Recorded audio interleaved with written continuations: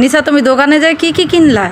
Ban কিনছি, চুল না পরে এই তেল কিনছি, আইসক্রিম কিনছি। কয়টা ব্যান কিনছো দেখি? এই যে একটা, এই যে একটা, এই যে একটা, এই যে একটা। কয়টা ব্যান এই জায়গায়?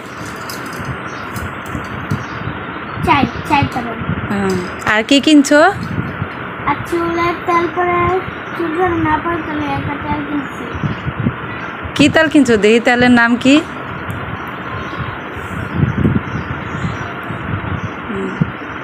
Medicated hair tonic. এটা দিলে কি হবো? তোমার চুল আর পড়বো না? নাও। তোমার চুল পইরা যায়? হ্যাঁ।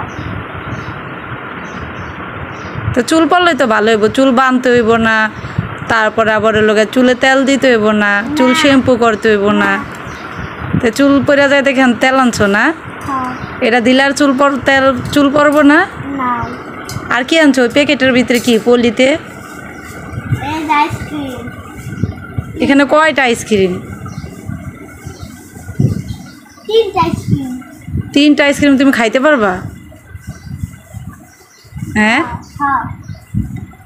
এত আইসক্রিম খেলে ঠান্ডা লাগে তুমি জানো না?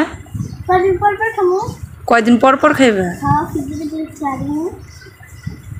নিচার চুল পইরা যায়, এই জন্য নিচার চুলের অনেক শখ, নিচার চুল অনেক বড় করব, তার জন্য নিচারে চুল পরা তেল আইনা দিলাম।